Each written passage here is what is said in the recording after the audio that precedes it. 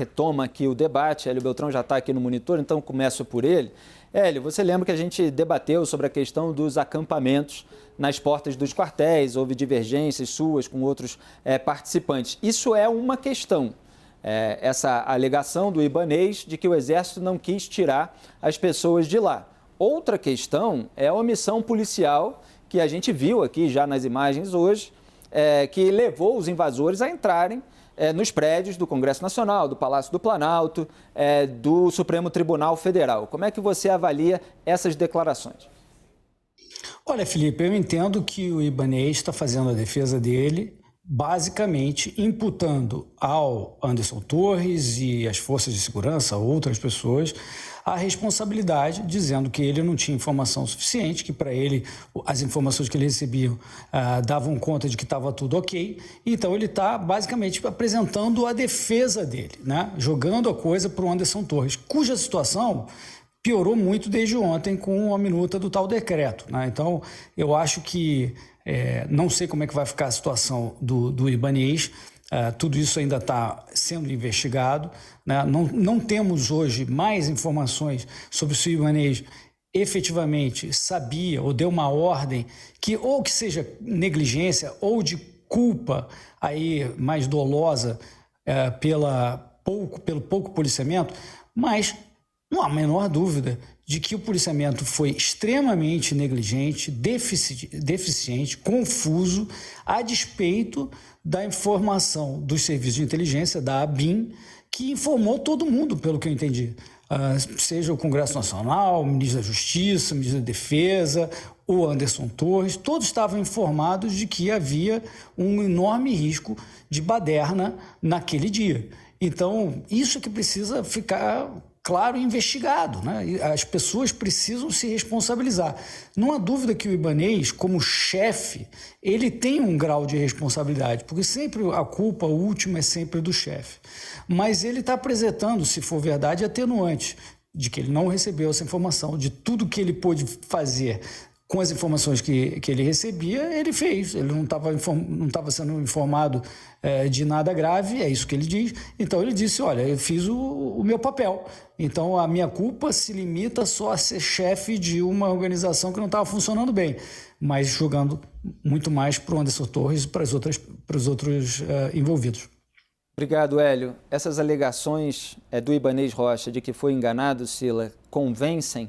Não faltou, talvez, proatividade do governador no momento tão sensível?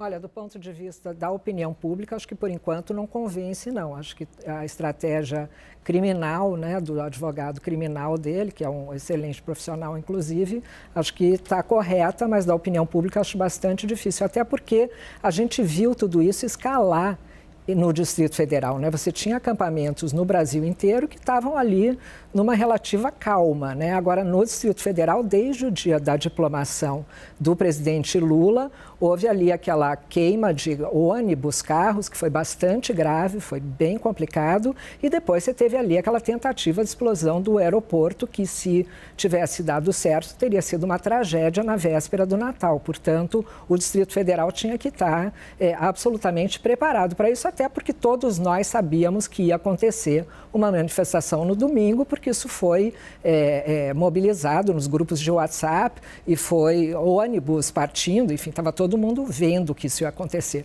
Agora, como disse o Renato, talvez nem todo mundo, e nisso pode se incluir forças policiais ou o próprio governador do Distrito Federal, não tinham a dimensão da ira e do tamanho do ataque que essas pessoas fariam ali naquele momento. Agora, desde um ano que a gente já falava, eu me lembro muito de falar isso para os meus clientes, né? Eu atendo o mercado financeiro com pesquisa e risco, de falar a invasão do Capitólio brasileira vai ser ao STF. A gente falava muito isso, porque a gente via isso em grupos de pesquisa qualitativa, a gente via isso nos grupos de WhatsApp fazendo monitoramento. Então, isso se materializou de uma forma grotesca, violenta e vergonhosa, mas...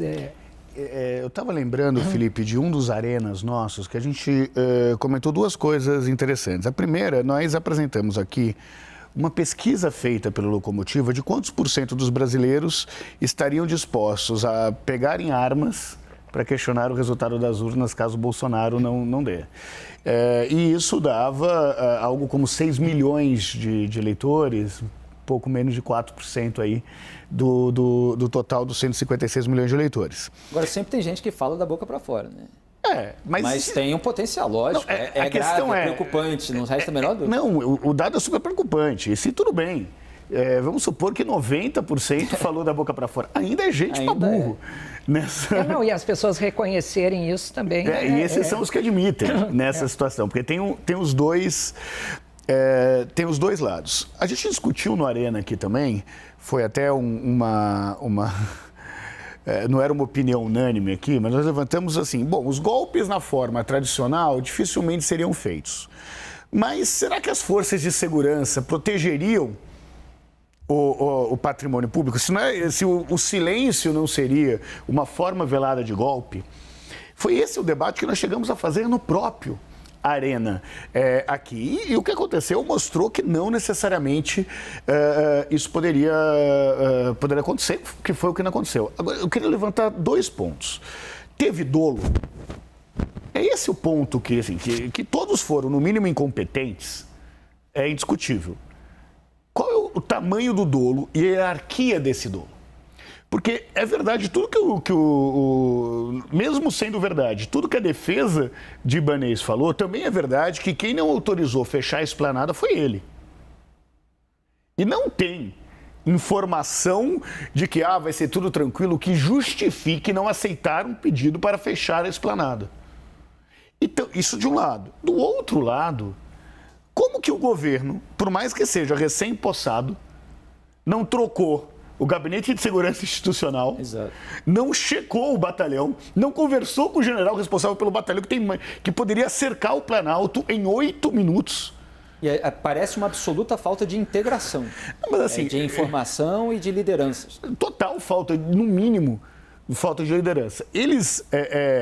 O governo foi vítima do que aconteceu. A democracia foi vítima e, portanto, o governo, que é a representação dessa democracia, foi vítima do que aconteceu. Agora, é necessário também se apurar atos de competência sobre cabia a quem não fazer a rechecagem de tudo isso. Né? Assim, pelo menos o batalhão da Guarda Presidencial, que teria resolvido a invasão do Palácio do Planalto. Mas agora é a hora do jogo de empurra, né, Renato? É claro. O jogo de empurra das responsabilizações, a terceirização da culpa, né?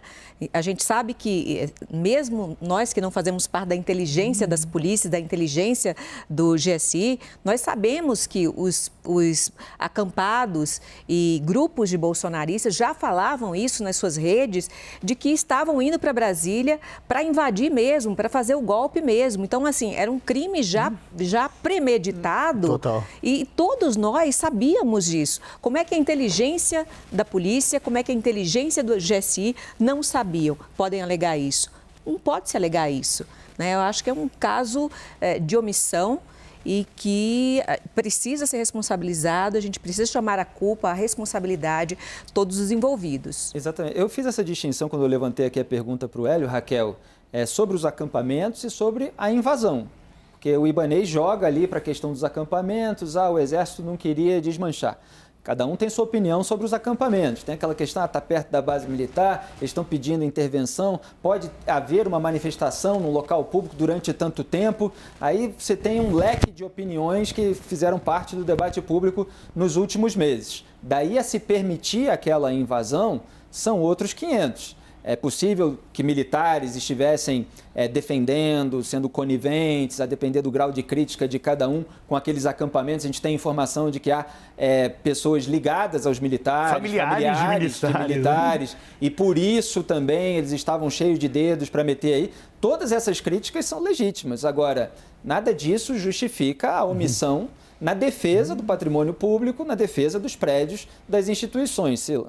É exatamente isso. Acho que esse é um ponto importantíssimo, você diferenciar os acampamentos disso. Quer dizer, eu acho que muita gente que estava nos acampamentos e que visitava os acampamentos estava talvez uma desinformação, né, a respeito do que significa intervenção militar e nessa negação, né, porque hoje você tem os negacionistas eleitorais, né, é uma nova forma de negação. Você tinha os negacionistas do aquecimento global, os negacionistas da ciência, da vacina, e hoje você tem negacionistas eleitorais. Nos Estados Unidos, inclusive, eles são candidatos. E aqui até se pensa em lançar candidatos, esses líderes desses acampamentos e dessas invasões, como representantes de uma parcela da população. Agora, acho muito importante também a gente fazer uma diferenciação, que agora está me parecendo clara e que a gente conversou já aqui, né, Renato, em outras ocasiões, que é esse núcleo radical que a gente vê hoje existente no Brasil do próprio bolsonarismo. Eu acho que a gente vai ter que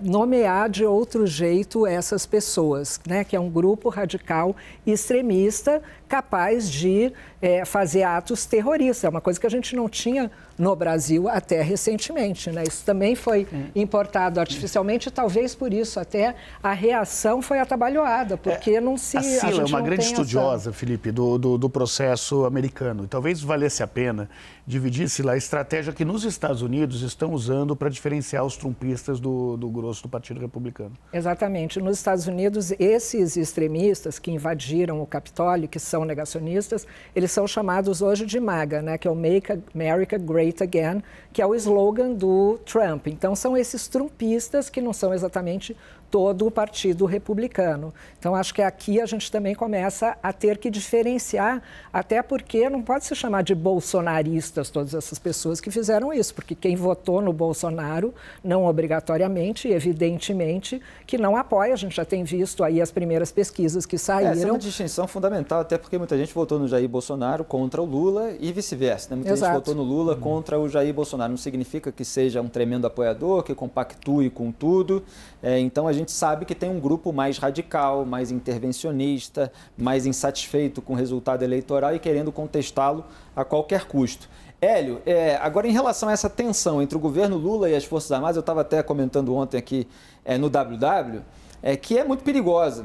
Às vezes eu vejo assim, um discurso contra a tensão entre os poderes e eu não costumo gostar disso, porque às vezes eu acho uma tensão necessária. Por exemplo, o Poder Judiciário, ele é responsável pelo julgamento de parlamentares. E os parlamentares não gostam de ser julgados.